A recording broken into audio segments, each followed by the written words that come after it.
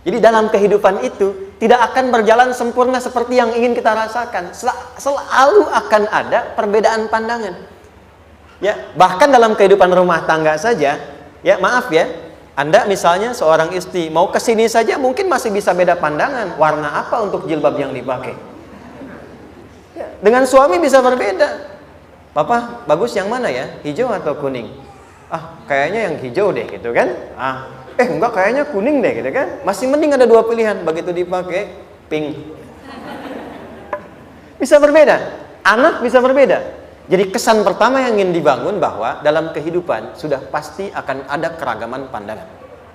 Dan yang kedua, yang tidak normal, keragaman pandangan itu boleh jadi melahirkan tindakan-tindakan yang kontraproduktif.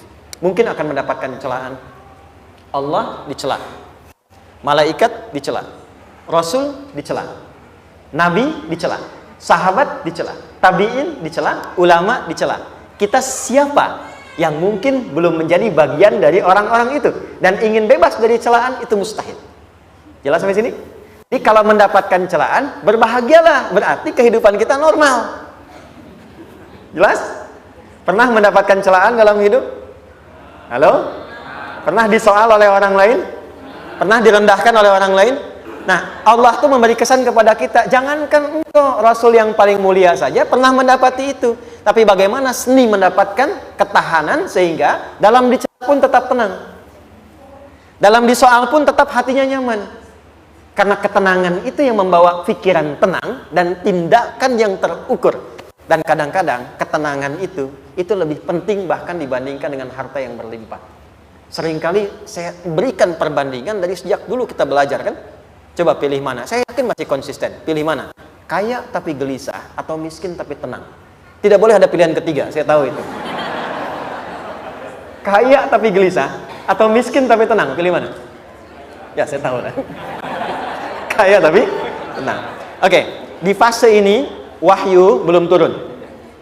Nabi sudah ngajar, turun wahyu, turun al-ala, turun beberapa surah. Tiba-tiba ada masa jeda, wahyu belum turun. Sepekan belum turun. Sebulan belum turun.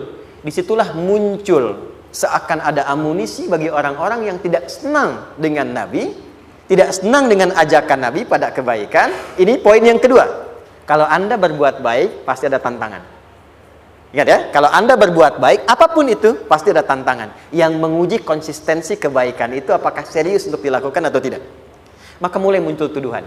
Lihatlah Muhammad dari ditinggalkan sama Tuhannya. Tuh Muhammad udah gila tuh, naik turun bukit, naik turun lagi, kayak orang bengong. Muhammad udah ada beban di pundaknya. Jangankan umatnya, Rasulnya saja yang mengklaim Rasul, punya masalah katanya. Ya kan? Dan ditinggalkan Tuhannya, kok masih mau ikut Muhammad? Maka dalam keadaan itulah kemudian ditunggu, naik turun, turunlah kemudian dua surah sekaligus, surah 93, surah 94, yaitu surah Ad-Duha dan Al-Insyirah.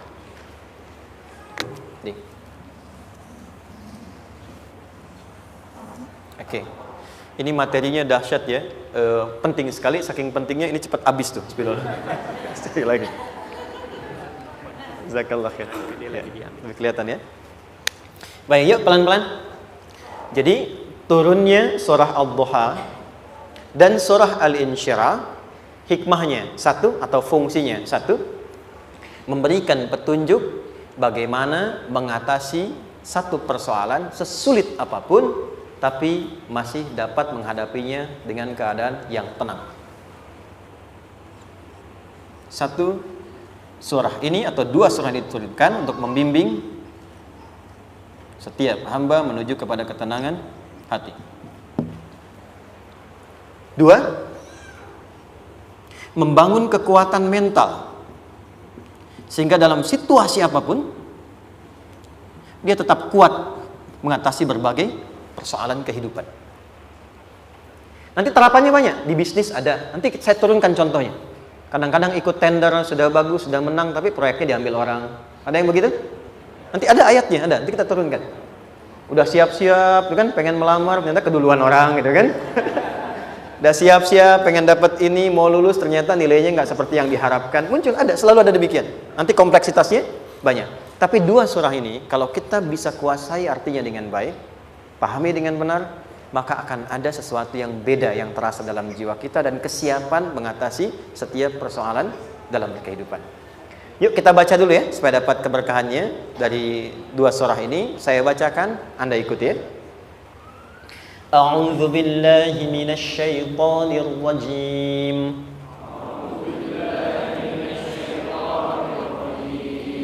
Bismillahirrahmanirrahim. Wadduha wal-laili idza saja ma wadda'aka rabbuka wa ma qala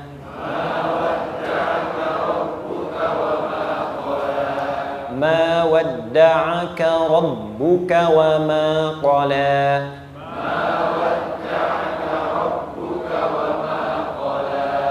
وللآخرة خير لك من الأولى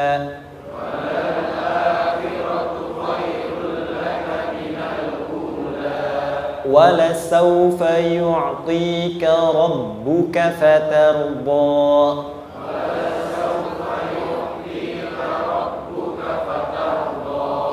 ألم يجدك يتيما فآوى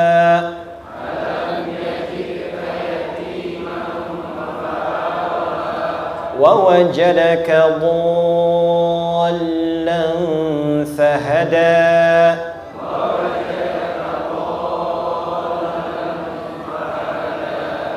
ووجدك عائلا فأغنى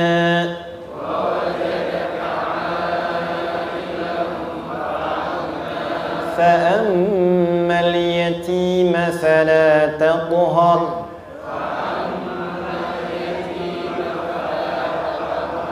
وأما السائل فلا تنهر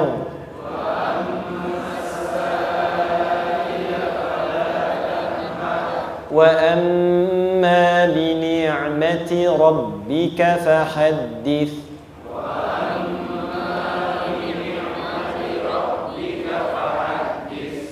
Satu surah dulu, alhamdulillah. Izin saya bacakan tadi untuk diikuti supaya setidaknya kalau kita pulang dan ditanya bagaimana hidupmu engkau jalani, seperti apa engkau berinteraksi dengan Quran yang telah aku turunkan, maka kita pernah menjawab, ya Allah, kami pernah bacakan itu. Jangan pernah kita berkehidupan sampai wafat dan tidak pernah berinteraksi dengan Quran walaupun sekedar membacanya. Wadduha, aku bersumpah. Setiap huruf waw yang berada di awal kalimat di satu surah itu makna utamanya berarti sumpah. Ya, qasam, sumpah. Seringkali diartikan demi, ya. Wal asri, demi masa. Wal fajri, demi waktu fajar. Wal laili, demi malam. Intinya sumpah. Sebentar, pelan-pelan. Kalau Allah menyampaikan sesuatu kepada kita, yakin tidak? Saya ulang, yakin tidak? Serius? Hah? Kalau yakin, kenapa tidak dilakukan? Ya, itu pertanyaan besar ya. Baik. Kalau Allah menyampaikan, tidak bersumpah pun harusnya kita yakin. Tapi kalau Allah bersumpah dalam kaidah ilmu tafsir, berarti ada sesuatu yang sangat penting, yang saking pentingnya akan sangat dibutuhkan oleh setiap hamba, sehingga diminta setiap hamba itu fokus menyimak apa yang mau disampaikan. Bahkan saking pentingnya menyimak itu, Allah bersumpah. Jelas? Kalau teman-teman menemukan di Quran ada ayat dibuka dengan sumpah, berarti ada kasih Allah yang tinggi yang akan disampaikan di ayat itu sampai meminta kita fokus untuk menyimaknya. Ad-duha, untuk memudahkan maknanya, teman-teman, kalau waktu duha itu jam berapa ya?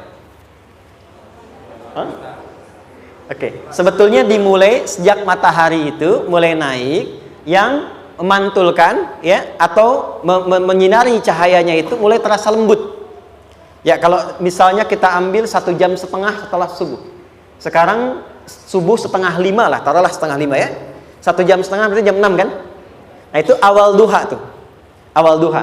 Sampai ke pertengahan kurang lebih 9:30, jam 10. Akhir duha jam 11 sampai menjelang ke zuhur. Awal duhanya disebut dengan syuruk namanya. Syuruk. Jadi syuruk itu awal duha. Kalau sudah jam 6 ada cahaya matahari ya. Enak nggak ke tubuh kita itu? Nyaman nggak? Jam 8 enak nggak kalau berjemur ya? Jam 9 enak ya? Nah, ini kata kiasan dalam bahasa Arab. Kalau kita merasakan sesuatu yang enak, nyaman, memberikan manfaat yang banyak, itu orang Arab sering memberikan kiasan dengan waktu-waktu tertentu. Di antaranya duha. Jadi kalau kita menemukan kalimat duha, jangan langsung diartikan ke waktu duhanya. Boleh jadi yang diinginkan adalah makna di balik itu, yaitu semua kenikmatan dan kenyamanan yang didapatkan. Cara mengartikan ini, wadduha, aku bersumpah, kata Allah, ya Muhammad, demi semua kenikmatan yang kau rasakan dalam hidup, seperti engkau merasakan kenikmatan cahaya duha itu. Jelas? Wal-laili idza saja, dan aku bersumpah, al-lail, lail itu apa?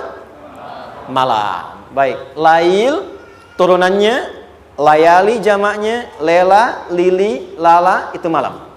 Jadi kalau ada ibu leli, ibu malam-malam ya. Lail. Oke. Lail itu malam. Malam gelap nggak? Gelap. Tapi kalau gelapnya gulita, tidak ada cahayanya, gelap betul gitu. Gelap ya.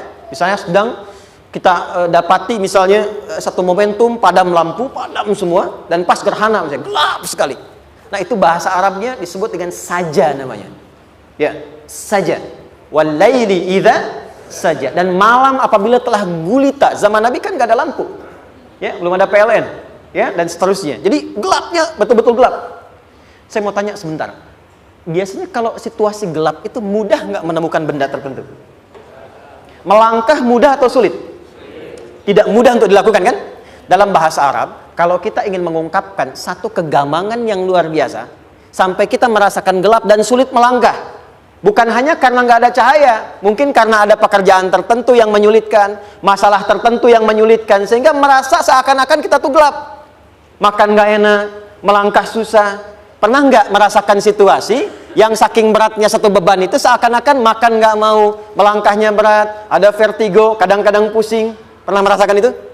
Itu bahasa Arabnya, wal-laili idza saja. Perhatikan kalimatnya, ya Muhammad sallallahu alaihi wasallam, aku bersumpah demi semua kebahagiaan dan kenikmatan yang engkau pernah raih, seperti merasakan kenikmatan cahaya duha.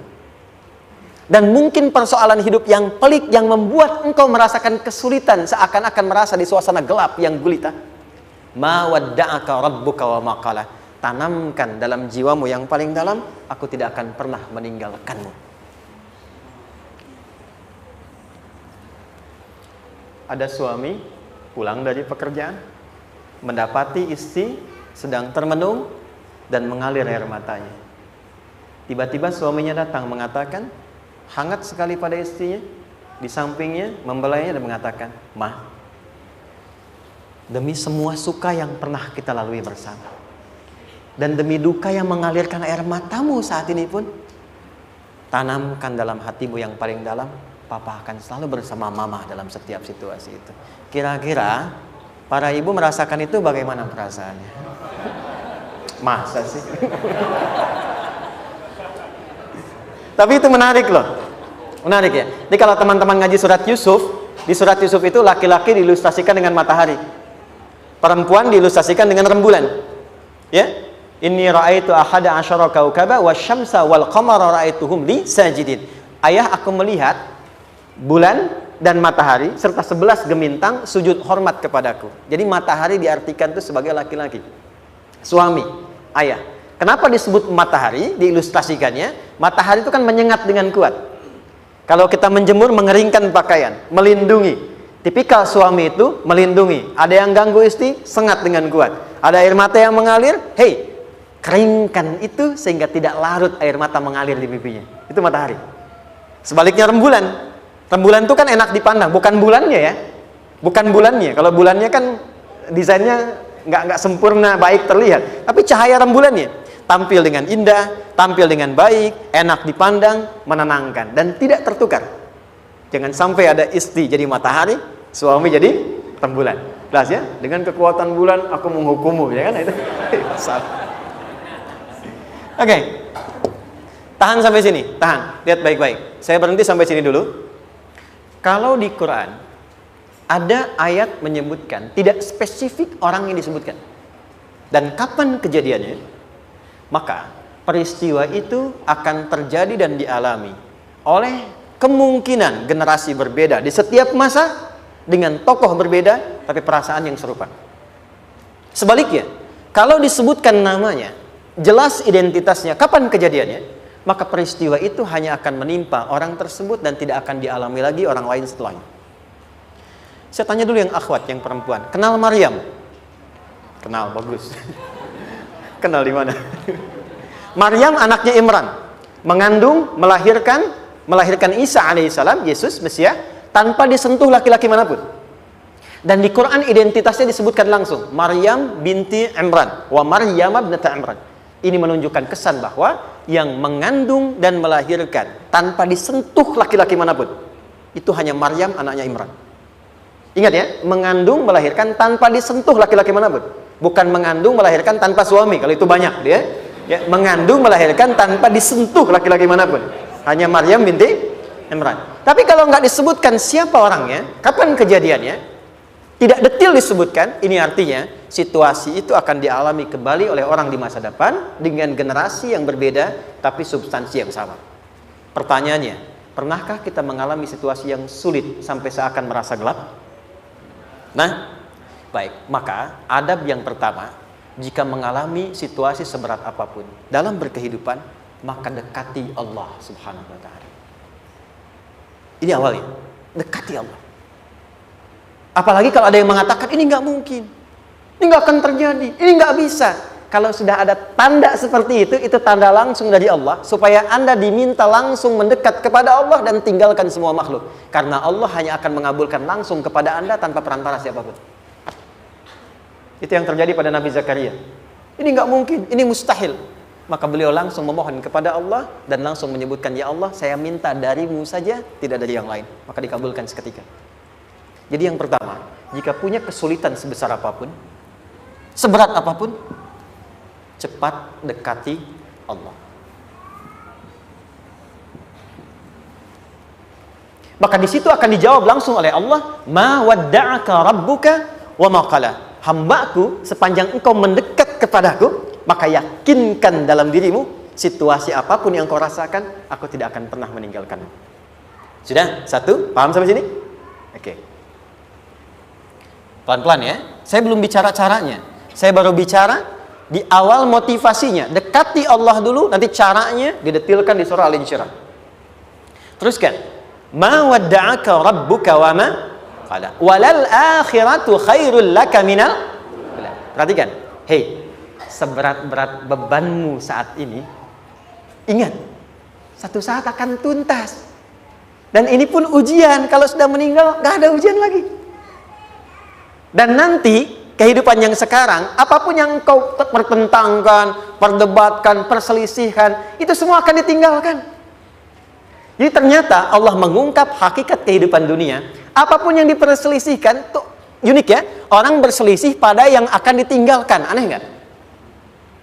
Ada orang berebut makanan, kan? Rebutan sampai berkelahi dan sebagainya. Pada akhirnya makanan yang diperebutkan itu pun akan ditinggalkan. Yang ini meninggal, itu meninggal. Jadi memperebutkan sesuatu yang pada akhirnya akan berakhir. Kata Allah, Allah sampaikan, jika Anda mengalami situasi, sesuatu yang mungkin membuat berat, tanamkan pada jiwa kita, hei, yang aku kejar-kejar ini, boleh jadi aku akan tinggalkan juga. Kenapa aku harus menangisi dan larut pada sesuatu yang tidak abadi? Maka Allah hibur kita dengan mengatakan, kamu tenangkan diri dulu. Semua yang kamu pikirkan sampai membuat kamu berat begini, pada akhirnya kamu tinggalkan. Dan yang abadi itu akhirat. Walal akhiratu khairul laka minal. Dua, pelan-pelan sikapi setiap masalah dengan proporsional. Jangan terlalu larut dalam sesuatu. Dapat job satu, pengen, udah siap, kontraknya besar, tiba-tiba hilang. Dipikirin, Anda mikirkan itu pun nggak akan balik. Proporsional aja dulu. Ya, nanti caranya akan turun nanti di alin syirah. Tenangkan diri dulu. Prasangka baik kepada Allah Subhanahu wa taala. Boleh jadi apa yang Allah ingin berikan sebagai pendahuluan sekarang belum sampai kepada kita karena Allah menyiapkan yang lebih baik di balik itu. Kita belum tahu ada apa di balik itu sehingga kita tidak dapatkan itu. Sehingga kemudian Allah katakan walal akhiratu khairul laka minal ula. Teruskan wala saufa yu'tika rabbuka. Pelan-pelan. Orang yang punya sikap seperti ini itu cenderung lebih dekat mendapatkan ridha Allah dibandingkan dengan orang-orang yang larut dalam kesulitan. Orang yang move on dengan setiap persoalan dalam kehidupan, cepat berpikir secara proporsional, tidak menggantungkan hidupnya pada persoalan tertentu sehingga membuat dia menjadi beban, itu lebih mendekatkan dirinya kepada ridha Allah dibandingkan dengan orang yang meratapi persoalan hidupnya. Ya. Pelan-pelan. Jadi spiritnya, kalau punya masalah apapun, jangan dilarutin terus. Gak usah diratapi, cepat move on. Berpikir lagi, rencanakan lagi. Nanti, detailnya ada di alin syirah. Tapi poin besarnya, janji Allah mengatakan, kalau Anda bisa move on, proporsional, maka yang dijanjikan oleh Allah, di situ Allah percepat datangnya ridha Allah Subhanahu wa ta'ala. Kalau ridha Allah sudah datang, maka akan dua yang diberikan. Pertama kali, ketenangan di dalam jiwa. Dan yang kedua, kemampuan untuk berikhtiar lebih baik mencapai apa yang diinginkan. Satu, kalau ridha Allah sudah diberikan pada seorang hamba, yang pertama diberikan ketenangan dalam jiwa. Bukan dunianya dulu. Bukan apa yang Anda ingin harapkan dulu. Pengen sesuatu, ya, pengen materi, pengen kedudukan, pengen lulus anaknya ujian, ya kan? Tiba-tiba terjadi sesuatu, diratapin, alih-alih meratap, alih-alih membuat status, alih-alih menyulitkan diri, kata Allah, terima dulu proporsional. Setelah itu dekatkan diri kepada Allah, turun ridha Allah, begitu turun yang pertama diberikan ketenangan kepada hati. Tenang dulu.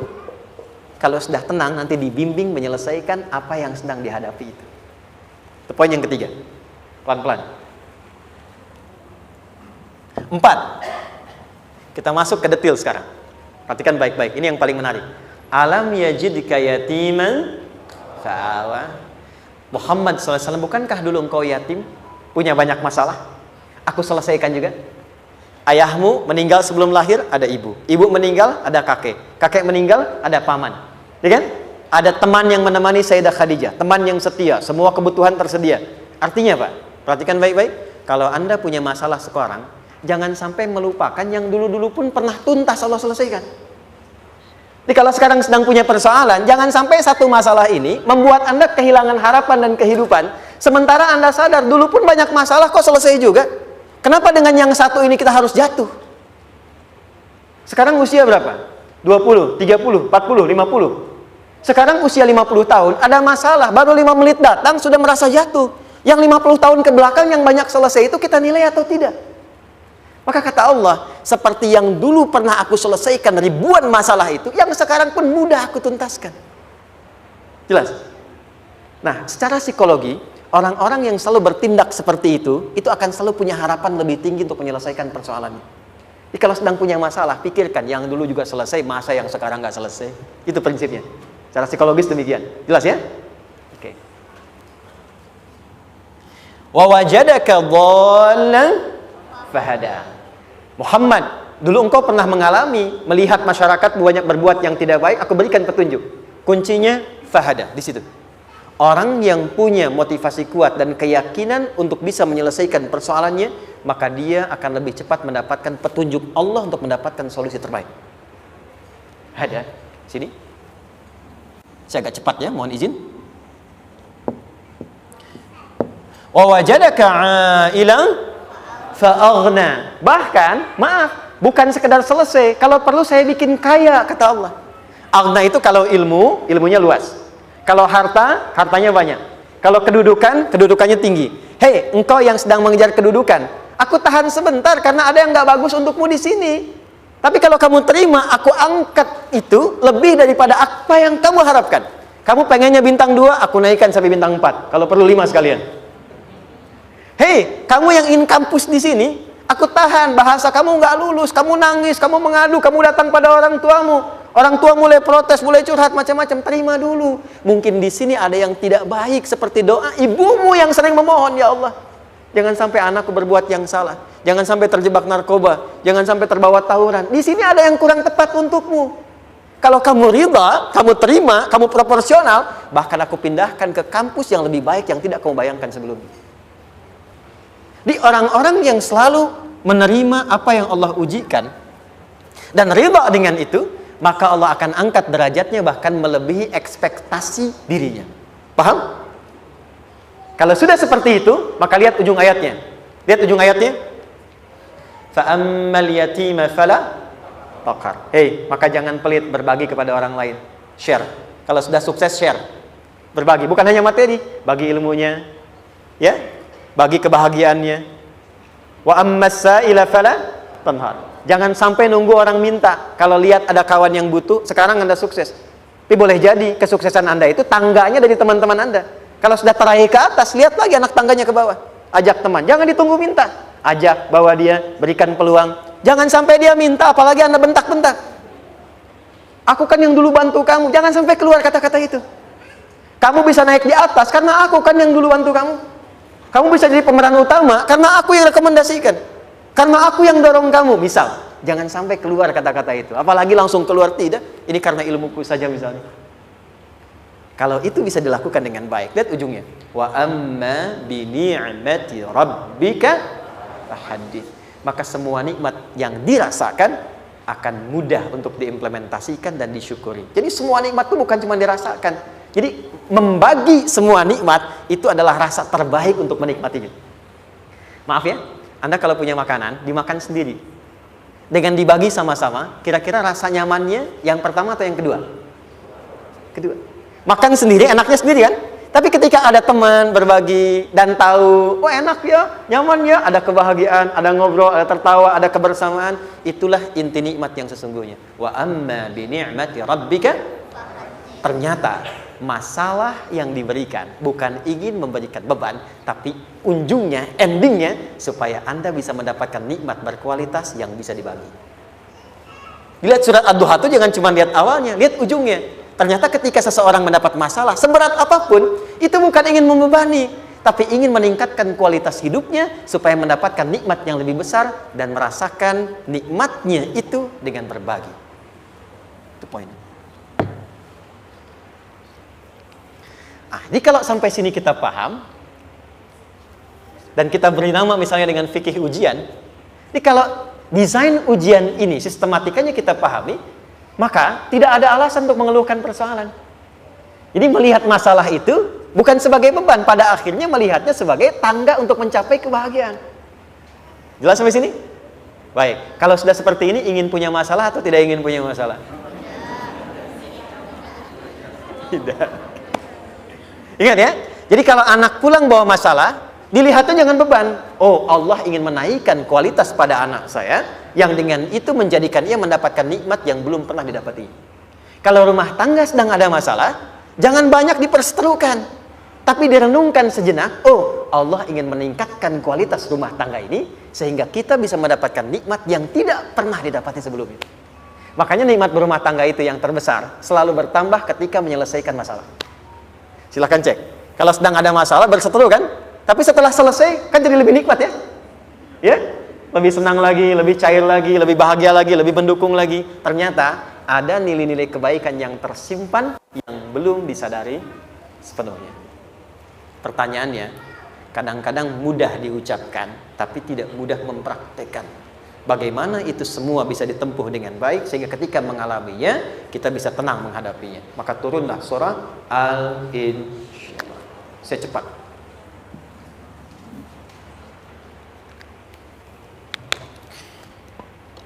Teman-teman, ini apa? Kelas ya? Baik, pelan-pelan sedikit. Kira-kira volumenya besar kecil? Kecil ya? Baik.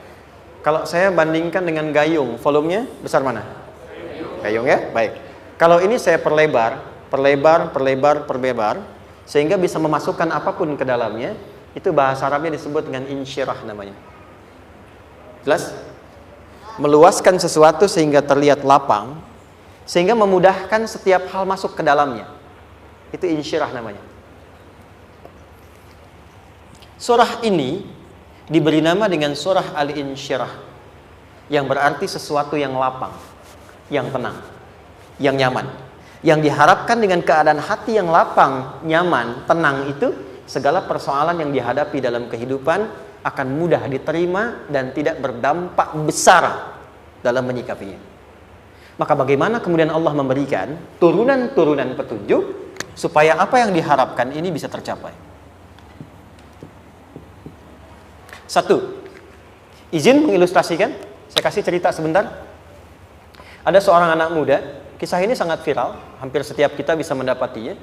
Datang kepada seorang kakek tua di sisi danau yang jernih sekali airnya. Dia berkeluh kesah tentang persoalannya. Dia katakan, saya punya masalah begini. Berat sekali terasanya. Kakek itu kemudian permisi, dia hanya membawa 2 genggam garam. Kemudian beliau bawa 1 gelas, ilustrasinya seperti ini. Dimasukkanlah kemudian garam itu ke gelas itu. Lalu diambil 1 gelas air yang jernih tadi dengan garam segenggam. Kata beliau, minum. Pemuda itu mengatakan, wah asin, minum aja dulu. Lalu ketika diminum, langsung ditumpahkan. Dia muntahkan asin katanya. Lalu setelah itu kakek yang tadi melepaskan segenggam sisanya, dilempar ke danau tadi yang luas. Lalu diambil lagi dengan gelas yang sama. Sekarang minum. Bagaimana rasanya? Segar, enak, nyaman. Itulah hatimu. Kalau hatimu sempit sesempit gelas ini, maka masalah sekecil apapun akan selalu menghadirkan kesulitan seperti engkau menelan garam tadi.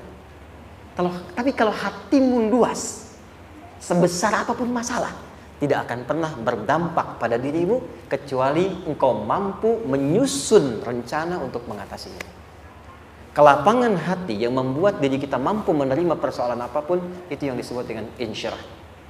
Makanya dulu tahun 90-an ada sinetron Hati Seluas Samudra gitu ya. Saya pernah tahu itu. Sama anaknya diapa-apain juga, masih aja ya menerima gitu. Dulu siapa ya? Jeremy Thomas dan lain-lain ya. Saya kira ada itu.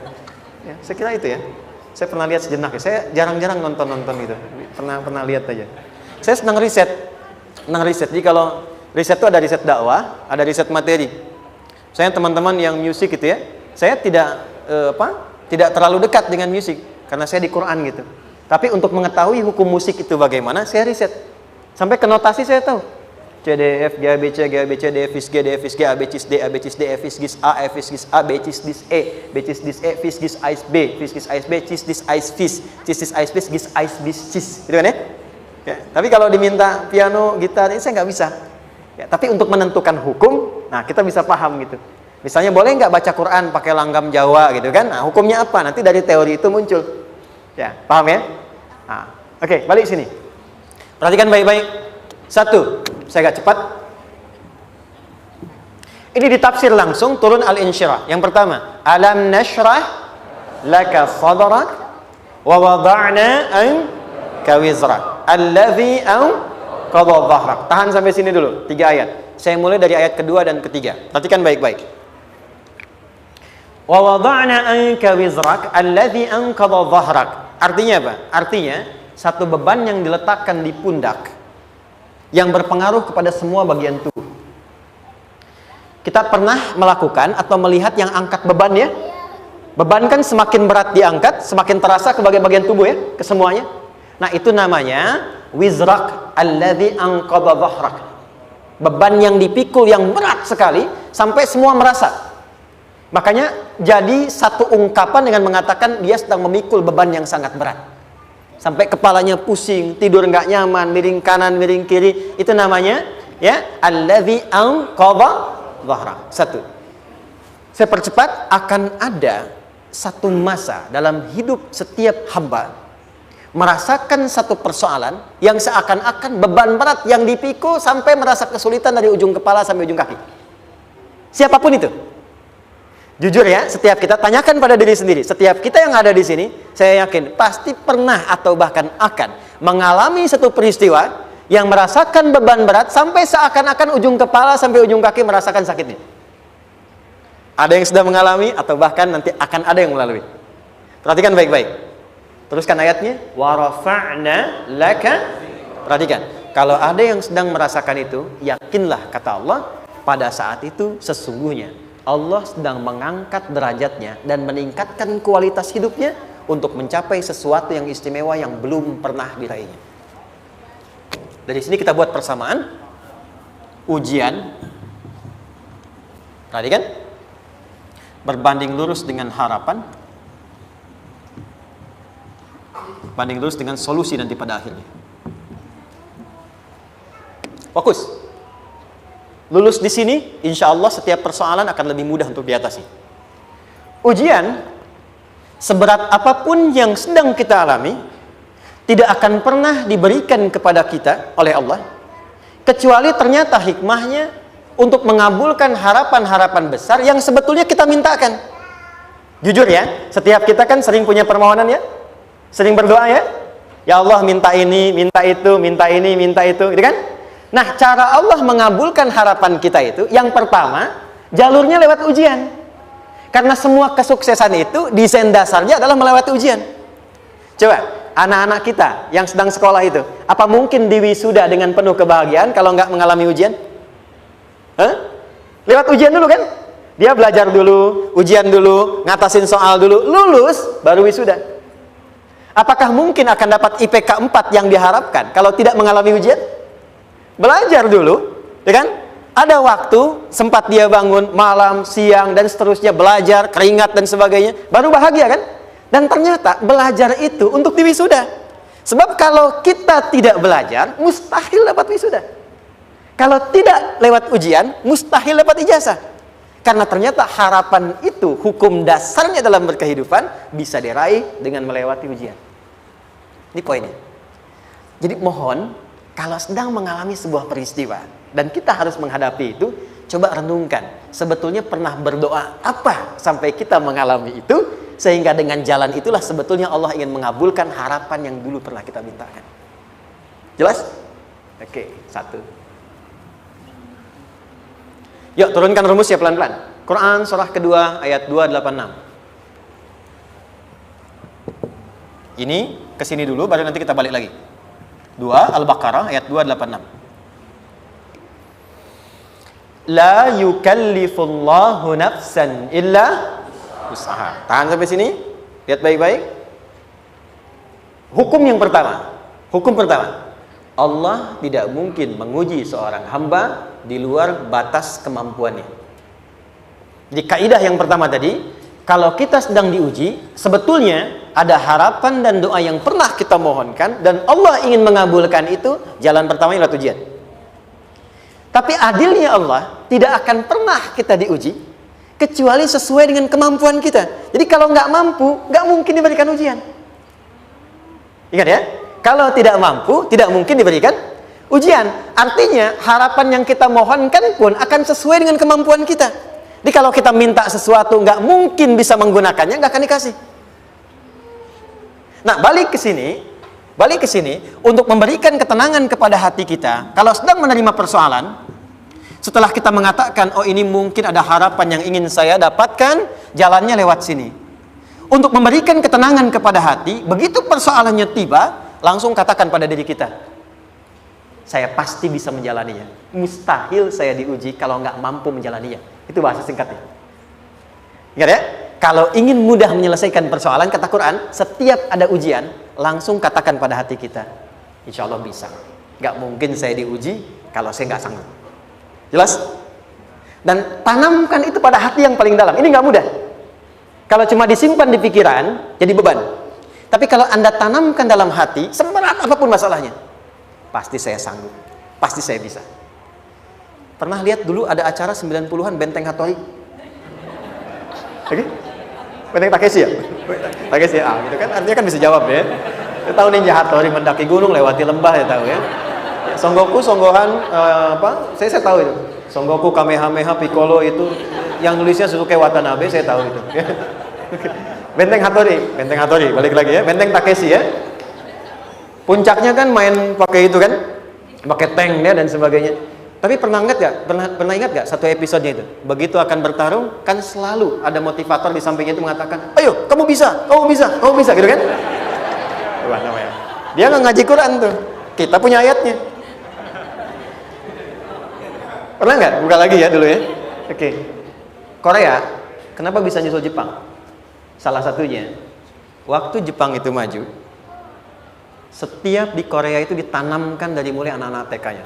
Kita harus lebih daripada Jepang. Sejak anak-anaknya TK. Itu ditanamkan betul. Kita bisa, kita dari TK. Sehingga ketika di sana bikin Honda, sini Hyundai. Hyundai kan dibacanya Hyundai, ya kan? Sana Honda, sini Hyundai gitu. Di apapun yang dibuat Jepang, Korea harus lebih unggul. Itu ditanamkan dari awal. Bisa. Kita itu sekarang punya ayatnya. Jadi kalau sedang punya masalah seberat apapun, katakan pada diri kita, insya Allah bisa. Gak mungkin diuji kalau nggak sanggup. Bisa insya Allah. Bisa. Kenapa mah? Bisa. Jelas? Oke. Sudah di situ teruskan. Lanjutkan. Warafa'na laka dzikra. Teruskan. Fa inna ma'al usri. Nah, ini poin terbesarnya. Fa inna ma'al usri yusra. Fa huruf yang menunjukkan sesuatu berlangsung dengan cepat. Inna di ilmu nahwunya berbunyi begini, di gramatikal bahasa Arab. Harfun nasbin wa taukidin. Tansibul isma wa tarfa'ul khabara. Mabniyun 'alal fathi la mahalla lahu min al-i'rabi. Paham? Tidak.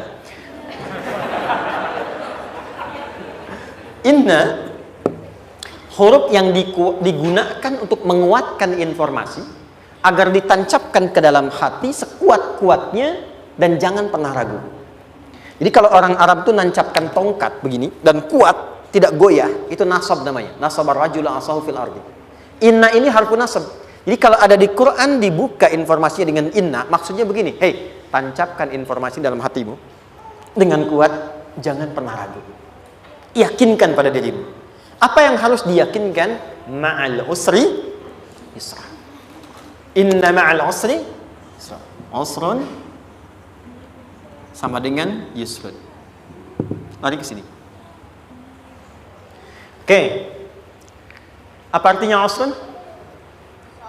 Sulit. Oke. Sulit itu ada dua. Ada sa'bun, ada usrun. Kalau kesulitan yang relatif, kata si A sulit, si B mudah, itu sa'bun namanya. Contoh, kata si fulan, bahasa Jepang susah. Padahal kata yang lain tidak. Saya ke Jepang, anak-anak kecil begini bisa bahasa Jepang, gitu kan? Bagi mereka mudah, gitu ya. Saking mudahnya gitu. Kata shiwa, gitu. Anak-anak kecil, bagi mereka mudah, bagi kita belum tentu. Itu sa'bun. Inna lughatal yabaniyah sa'bah. Relatif. Tapi kalau kesulitan yang sifatnya mutlak, semua orang mengatakan sulit. Maaf, bawa mobil, sulit atau mudah? Bukan mengendarai ya, bawa mobil, bawa. Sulit ya? Sulit ya? Baik, sepakat sulit semuanya. Nah, itu dalam bahasa Arab dikenal dengan usrun. Kesulitan yang semua sepakat bahwa itu susah. Sulit, semua sepakat. Dan ketika ada orang bicara, aku sedang punya masalah begini. Semua mengatakan, wah itu nggak mudah, itu nggak mudah. Itu usrun namanya. Lawannya, kemudahan yang relatif disebut sahlun. Tapi kemudahan yang semua sepakat bahwa itu mudah, itu yusrun namanya. Mengangkat spidol, semua mengatakan mudah, ringan. Itu yusrun namanya. Perhatikan, Allah tidak memasangkan sa'bun dengan sahlun, tapi memasangkan usrun dengan yusrun. Orang-orang yang punya keyakinan kuat, setiap persoalan itu akan selesai. Dan dia mengatakan pada dirinya, aku bisa melewatinya. Maka, perhatikan kalimatnya kata Quran. Inna ma'al usri yusran. Sesulit apapun masalah yang sedang dia alami, maka Allah akan datangkan solusi semudah-mudahnya yang bisa dia nikmati. Dengan kata lain, kalau kita bawa ke bahasa psikologi, kalau sedang menghadapi persoalan seberat apapun, selain kita mengatakan, ini pasti bisa saya lalui, saya insya Allah sanggup mengatasinya, katakan pada diri kita, ini pasti selesai. Pasti ada solusinya, pasti mudah. Katakan, walaupun memang solusinya belum datang, tapi tenangkan pada diri kita dengan mengatakan, inna ma'al usri yusra. Bahasa psikologinya, katakan pada diri kita, ini pasti selesai. Nggak mungkin nggak selesai, pasti ada solusinya, pasti mudah. Itu lebih memberikan harapan pada diri kita untuk menuntaskan persoalan dibandingkan dengan meratapinya. Jelas? Teruskan. Fa inna ma'al usri. Kalau masih ragu kata Allah, katakan lagi sekali lagi. Sampai hati kita merasa nyaman. Jadi kalau sedang punya persoalan seberat apapun, tanamkan pada diri kita, pasti selesai. Belum nampak, insya Allah pasti selesai. Gak mungkin diuji kalau nggak ada solusi. Itu lebih memberikan harapan. Setelah itu, fa'idha faraghta, mitigasi masalahnya, mitigasi persoalannya. Tuliskan, ini masalahnya apa? Rumah tangga. Apa saja misalnya, dia ada suami, ada istri, ada anak-anak. Masalah ada di mana? Kadang-kadang benangnya jadi kusut karena satu-satu nggak segera diselesaikan. Maka kata Al-Quran, fa'idha faraghta, satu-satu mitigasi dulu. Satu masalah di sini, lihat di suami, lihat di istri. Kalau pekerjaan, masalahnya apa? Sebelum bercabang kemana-mana, petakan. Apakah rekanannya? Apakah relasinya? Apakah kemampuannya? Apakah manajerialnya? Apakah marketingnya? Mitigasi, kotaki semua, selesaikan satu-satu. Setelah itu, apa yang dilakukan? Wa ila rabbika, tawakal sepenuhnya kepada Allah untuk menentukan hasilnya. Tawakal itu yang paling mahal.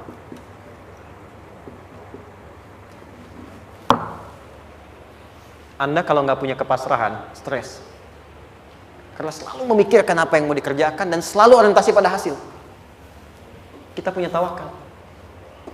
Kalau kita mampu menyerahkan sesuatu, gini, di sini ada orang yang paling jago misalnya main basket. Ada pertandingan basket. Begitu dibuka, udah tim musyawarah serahkan aja pada si fulan. Kan? Dia yang paling jago, dia. Bukankah dengan menyerahkan itu bukan hanya kita berikan sebuah tugas, ya kan? Tapi dengan itu ada kelapangan tersendiri kan? Yakinlah sukses, ini paling hebat. Pernah ada perasaan begitu?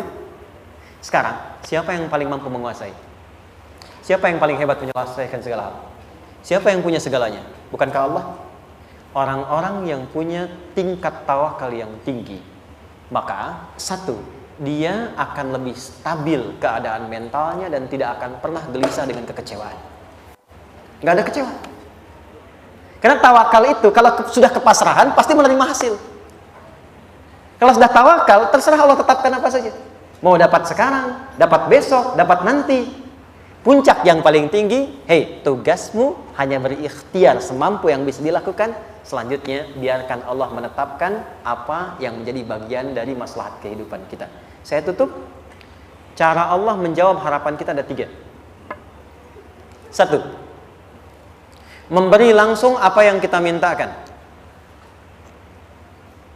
2. Menunda itu sampai kita siap menerimanya. 3. Mengganti apa yang kita inginkan dengan apa yang kita butuhkan. Saya ulang ya. 1. Memberi langsung apa yang kita mohonkan. Misal, ya Allah saya ingin A misalnya, anak saya pengen ke ITB. Tapi nggak mungkin tiba-tiba langsung masuk ITB kan? Pasti lewat ini dulu kan? Ada ujian dulu, ikut tes dan seterusnya diterima sesuai. 2. Kadang menunda sesuatu sampai dia sanggup menjalaninya. Anda punya anak usia 5 tahun, pengen diberikan motor. Anda mampu untuk memberi motor, dikasih nggak? Tidak. Sampai dia sanggup mengendarai motor, baru Anda berikan. Terkadang ada yang kita minta sekarang, tidak didapati sekarang. Tapi ternyata tahun depan kita dapat.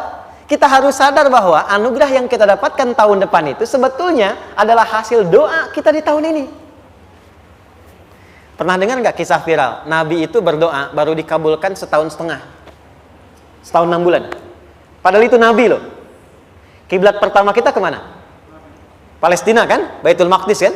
Nabi berdoa, mohon terus nengok ke langit. Al-Baqarah 144, minta, jawabannya turun setelah setahun setengah, setahun 6 bulan. Ada yang mengatakan di tafsir setahun 8 bulan, baru dikabulkan setelah setahun setengah. Padahal kurang soleh apa Nabi? Nabinya siap, mungkin umatnya yang belum siap. Nabinya siap, tapi ada tantangan di masyarakat yang tidak mudah, yang mungkin bisa meruntuhkan dakwah, baru dikabulkan setahun setengah. Ketika semua umatnya sudah bisa siap menerima itu. Boleh jadi apa yang diminta orang tua sekarang terkabulnya mungkin belasan puluhan tahun pada anaknya yang nomor sekian. Tahu Imam Syafi'i? Imam Syafi'i itu kan nama aslinya Muhammad. Bapaknya Idris. Kakek yang ke atas, yang ketiga namanya Syafi'i. Kenapa disebut Imam Syafi'i? Dinisbatkan pada kakek yang ke atasnya. Ternyata kakeknya ini seorang ulama besar, saleh, memohon kepada Allah. Setiap di keturunannya ada yang bisa menggantikan lebih soleh, lebih baik lagi. Ternyata yang didapatkan bukan dari anaknya, tapi generasi keturunan yang kesekian. Anda belum sekarang bisa hafal Quran. Misalnya, Anda bermohon, berdoa, boleh jadi yang hafal mungkin bukan di anak, bisa di cucu, bisa di bagian keluarga yang lain. Maka terkadang tawakal itu tidak hanya memberikan hasil yang cepat, tapi memberikan keindahan yang terasa tertunda, tapi melengkapi kebahagiaan yang dirasakan. Penutupnya, boleh jadi minta ke ITB, diterimanya di Unpad. Minta motor, dapatnya mobil. Kalau itu senang, luar biasa. Minta mobil, dapatnya motor, gitu kan? Ternyata kadang-kadang desainnya yang terakhir, saya tutup, Allah mengabulkan apa yang kita butuhkan, bukan apa yang kita inginkan. Anak Anda sakit, dibawa ke dokter, kata dokter jangan dulu makan jeruk. Maka Anda pulang, dia minta jeruk, Anda berikan apel. Saya nggak mau apel mah, saya pengennya jeruk. Nggak apa-apa nah, ini apel rasa jeruk misalnya kan. Anda berikan. Ternyata apa? Bukan ingin menyakiti dan tidak mengabulkan keinginan anak, tapi lebih memberikan apa yang dia butuh. Kadang-kadang maaf ya, teman-teman mintanya proyek A, udah capek, di situ nggak dapat, dapatnya di yang lain. Teman-teman, itu Allah berikan sebetulnya hasil ikhtiar Anda yang sebelumnya. Cuma dikasih yang lebih baik, yang tidak Anda pernah bayangkan maslahat.